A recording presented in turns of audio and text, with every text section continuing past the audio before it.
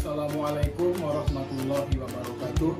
Perkenalkan, nama saya Zaki Akmal Rabbani Al-Kadri dari kelas 11 MIPA 5 SMA Negeri 1 Pontianak. Nomor absen 14. Nama saya Syaila Feblia Putri Adifa dari kelas 11 MIPA 5 absen 35. Nama saya Mufidah Yunus Fafi Arif dari kelas 11 MIPA 5 nomor absen 22. Nama saya Cindy Aprilianti dari kelas 11 MIPA 5 nomor absen 13. Saya Muhammad Sandani Putra, absen 26 dari kelas 11 MIPA 5. Nama saya Kirata Sandi Wibowo, absen 8 dari 11 MIPA 5. Nama saya Negeri Eko Sulistyo, absen 30 dari 11 MIPA 5. Nama saya Jingga Fika Rahmania, nomor absen 17 dari kelas 11 MIPA 5. Nama saya Ahmad Tegar Sapuan Husni dari kelas 11 MIPA 5, absen 03. Nama saya Muhammad Rafi Ramadan, nomor absen 28 11 MIPA 5. Nah, jadi udah pada tahu belum tentang demokrasi Pancasila? Ini nih pengertiannya. Demokrasi Pancasila adalah suatu paham demokrasi yang berlandaskan pada nilai-nilai yang terkandung di dalam ideologi Pancasila. Ada juga yang menyebutkan bahwa demokrasi Pancasila adalah suatu paham demokrasi yang sumbernya berasal dari falsafah hidup bangsa Indonesia yang digali berdasarkan kepribadian rakyat Indonesia itu sendiri. Nah, ada beberapa prinsip di dalam demokrasi Pancasila. Yang pertama, memastikan adanya pelindungan HAM. Prinsip ini terkandung di dalam salah satu sila Pancasila, yaitu sila kelima, yang berbunyi keadilan sosial bagi seluruh rakyat Indonesia. Jadi, dengan adanya keadilan, maka dapat terwujud sebuah perlindungan HAM. Nah, terdapat sebuah lembaga mandiri yang dapat memastikan adanya pelindungan HAM di Indonesia. Lembaga ini disebut dengan Komnas HAM. Komnas HAM berfungsi melaksanakan pengkajian, penelitian, penyuluhan, pemantauan, dan mediasi hak asasi manusia. Hal ini disebutkan di pasal 1 Undang-Undang Nomor 39 Tahun 1999 tentang hak asasi manusia. Dan jangan lupa, lembaga ini memiliki kedudukan setingkat dengan lembaga negara lainnya. Yang kedua, keputusan diambil berdasarkan musyawarah. Prinsip ini terkandung di dalam salah satu sila Pancasila juga, yaitu sila keempat, yang berbunyi kerakyatan yang dipimpin oleh hikmat kebijaksanaan dalam permusyawaratan perwakilan. Yang berarti dalam mengambil setiap keputusan, kita harus melakukan musyawarah bersama anggota-anggota yang lain. Seperti contoh, dalam ruang lingkup kecil yaitu musyawarah kepala keluarga dengan para anggota keluarganya, dan dalam ruang lingkup besar yaitu presiden dengan para menterinya. Yang ketiga, adanya badan peradilan independen yang bebas dari intervensi pemerintah atau kekuasaan lainnya.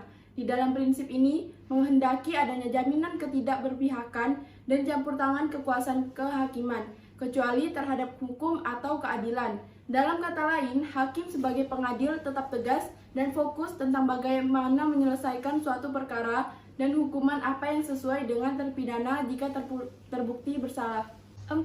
Adanya partai politik dan organisasi sosial politik sebagai media untuk menyalurkan aspirasi rakyat. Jadi, di dalam era reformasi, partai politik diharapkan menjadi perpanjangan tangan rakyat dalam menyalurkan aspirasinya ke pemerintah.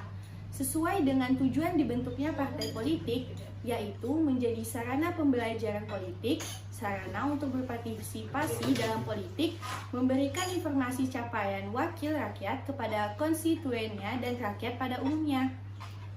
Namun, dalam hal ini, peran partai politik di Indonesia sebagai penyambung lidah rakyat tidak terlihat.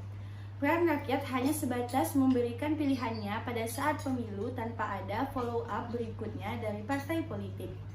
5. Rakyat merupakan pemegang kedaulatan dan dilaksanakan berdasarkan Undang-Undang 1945. Kedaulatan rakyat merupakan suatu sistem yang menempatkan kekuasaan tertinggi di suatu negara berada di tangan rakyat. Kedaulatan rakyat menjadikan rakyat memiliki kesempatan untuk mengatur hajat hidup dan menjadikan posisi pejabat publik sebagai representatif. Dalam pasal 1 ayat 2 Undang-Undang 1945 menegaskan bahwa kedaulatan berada di tangan rakyat dan dilaksanakan menurut undang-undang. Masyarakat bisa menyampaikan aspirasi kepada lembaga negara lewat para wakilnya. 6. Berperan sebagai pelaksana dalam pemilu. Undang-Undang Dasar Negara Republik Indonesia tahun 1945 Pasal 22E menjadi dasar penyelenggaraan pemilu di Indonesia. Sebagai negara yang menganut sistem demokrasi, pemilu menjadi suatu keniscayaan. Di Indonesia, pergantian kekuasaan dilaksanakan secara periodik 5 tahunan melalui pemilihan umum atau pemilu. Untuk memilih anggota legislatif, presiden, dan wakil presiden, namun pemilihan kepala daerah yakni gubernur dan wakil gubernur, serta bupati dan wakil bupati atau wali kota dan wakil wali kota. 7. Adanya keseimbangan antara kewajiban dan hak. Hak dan kewajiban adalah merupakan wujud pengamalan Pancasila, yakni sila kelima, yang bunyinya adalah keadilan sosial bagi seluruh rakyat Indonesia. Salah satu butir pengamalan Pancasila, sila kelima ini berbunyi menjaga keseimbangan antara hak dan kewajiban, juga menghormati hak-hak orang lain.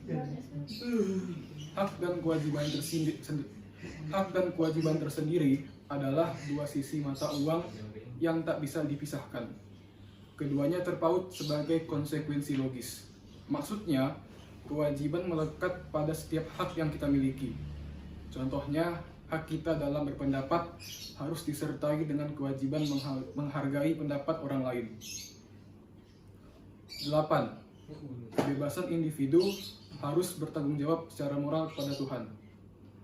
Tanggung jawab adalah kesadaran untuk melakukan kewajiban-kewajiban kita sebagai manusia.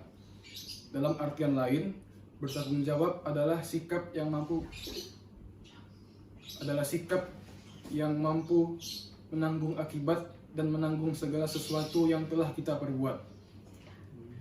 Tanggung jawab kepada Tuhan berarti kita melakukan apa yang seharusnya kita lakukan sebagai manusia berdasarkan perintah-perintahnya dan menjauhi segala larangan-larangannya. Kita memiliki tanggung jawab kepada Tuhan Yang Maha Esa untuk beribadah sesuai agama dan kepercayaan kita masing-masing. Banyak hal yang sebenarnya merupakan tanggung jawab kita, seperti membuat amal kebaikan, karena tanggung jawab yang kita emban tidak hanya berada di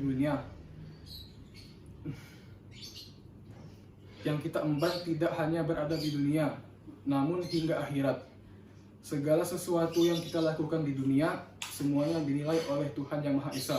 9. Cita-cita nasional sebagaimana diamanatkan Proklamasi Kemerdekaan Republik Indonesia, yaitu mencapai masyarakat yang adil dan makmur berdasarkan Pancasila, tertuang dalam alinea kedua pembukaan Undang-Undang Dasar Negara Republik Indonesia tahun 1945. Negara Indonesia yang merdeka, bersatu, berdaulat dan adil dan makmur. Dalam pembukaan Undang-Undang Dasar Negara Republik Indonesia tahun 1945, tujuan nasional Negara Republik Indonesia tertuang dalam alinea keempat. Disebutkan bahwa melindungi segenap bangsa Indonesia dan seluruh tumpah darah Indonesia, dan untuk memajukan kesejahteraan umum, mencerdaskan kehidupan bangsa, dan ikut serta dalam melaksanakan ketertiban dunia yang berdasarkan kemerdekaan, perdamaian abadi, dan keadilan sosial. Berdasarkan alinea tersebut, tujuan nasional yang ingin dicapai negara Republik Indonesia dibagi menjadi 3. Yang pertama, melindungi segenap bangsa Indonesia dan seluruh tumpah darah Indonesia. Yang kedua, memajukan kesejahteraan umum. Dan ketiga, mencerdaskan kehidupan bangsa. Dalam rangka perwujudan cita-cita dan tujuan nasional tersebut, beberapa upaya yang dapat dilakukan negara, di antaranya dibagi menjadi 2. Yang pertama, memberikan kepastian dan perlindungan hukum terhadap semua warga negara tanpa diskriminatif. Dan kedua, menyediakan fasilitas umum yang memadai yang berdampak pada kesejahteraan rakyat. Yang ke-10, dasar dari penyelenggaraan pemerintah berdasarkan hukum adalah pembukaan Undang-Undang Dasar 1945 dan Undang-Undang NKRI. Tujuan konstitusi adalah juga tata tertib terkait dengan berbagai lembaga-lembaga negara dan wewenang dan cara kerjanya, hubungan antara lembaga negara dengan warga negara atau rakyat, dan adanya jaminan hak-hak asasi manusia. Dan yang terakhir adalah hal-hal lain yang sifatnya mendasar sesuai dengan tuntutan perkembangan zaman. Yang terakhir, rakyat memiliki kekuasaan tertinggi di dalam negara demokrasi karena pemerintah sendiri dipilih oleh rakyat melalui pemilu. Adapun ciri-ciri demokrasi Pancasila. 1. Penyelenggaraan pemerintah berjalan sesuai dengan konstitusi. 2. Dilakukan kegiatan pemilihan umum pemilu secara berkesinambungan. 3. Menjunjung tinggi hak asasi manusia, HAM, dan melindungi hak masyarakat minoritas. 4. Proses demokrasi dapat menjadi ajang kompetisi berbagai ide dan cara menyelesaikan masalah. 5. Ide-ide yang paling baik bagi Indonesia akan diterima dan bukan berdasarkan suara terbanyak. Asas-asas demokrasi Pancasila. Asas-asas demokrasi Pancasila ini terkandung 2 asas. Yang pertama, asas kerakyatan. Maksud dari ini adalah agar bangsa Indonesia memiliki kesadaran dasar rasa cinta dan padu dengan rakyatnya, sehingga dapat mewujudkan cita-citanya. Jadi, inti dalam asas kerakyatan ini sangat penting adanya rasa cinta dan padu terhadap rakyatnya. Yang kedua, asas musyawarah. Maksud dari asas ini adalah bangsa Indonesia memperhatikan aspirasi atau tujuan dan kehendak seluruh rakyatnya melalui permusyawaratan untuk mencapai kesepakatan bersama. Dalam hal ini, musyawarah menjadi media untuk mempersatukan pendapat dengan memberikan pengorbanan dan kasih sayang untuk kebahagiaan rakyat Indonesia. Fungsi demokrasi Pancasila secara umum adalah 1. Memastikan keterlibatan dalam penyelenggaraan kehidupan bernegara, misalnya ikut memilih dalam pemilu, ikut serta dalam pembangunan, dan menjadi anggota Badan Perwakilan. 2. Memastikan berdirinya dan berjalannya Negara Kesatuan Republik Indonesia. 3. Memastikan tegaknya Negara Kesatuan Republik Indonesia sesuai dengan sistem konstitusional.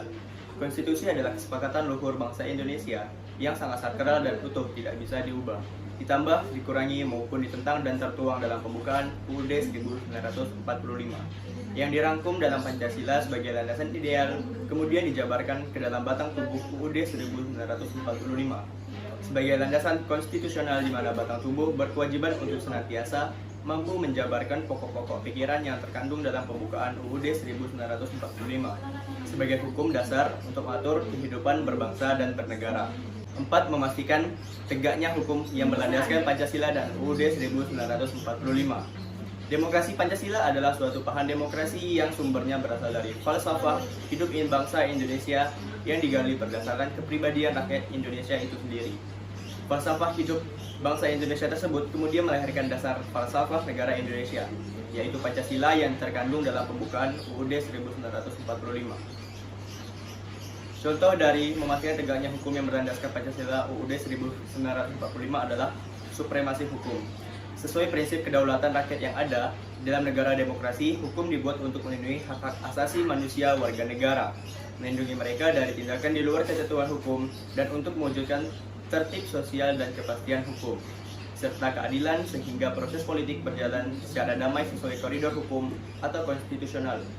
UUD 1945 sebenarnya telah mempunyai ukuran-ukuran dasar yang bisa dipakai untuk mewujudkan negara hukum di mana supremasi hukum akan diwujudkan.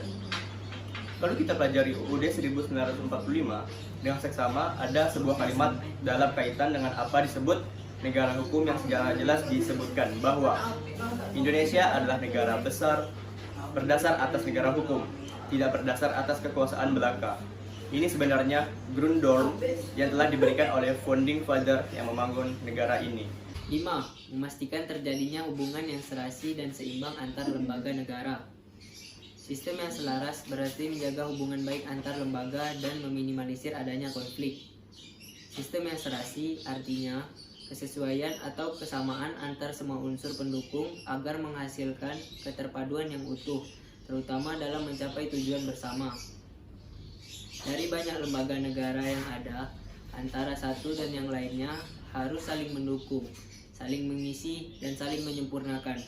Contoh lembaga negara di bidang pendidikan memberikan sumber daya manusia yang mumpuni untuk lembaga negara di bidang ketenagakerjaan, atau sebaliknya, lembaga negara ketenagakerjaan mampu memberikan peluang kerja bagi lulusan dari lembaga negara di bidang pendidikan. Maka terjadi keselarasan, keseimbangan, dan keserasian dari keduanya. 6. Memastikan penyelenggaraan pemerintah yang bertanggung jawab.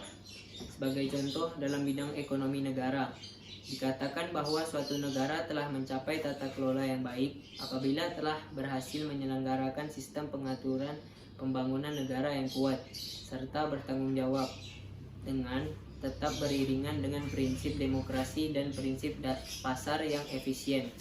Di samping itu, dalam tata kelola pemerintah yang baik akan menghindari kesalahan dalam alokasi dana pembangunan, termasuk penanggulangan dini tindak pidana korupsi.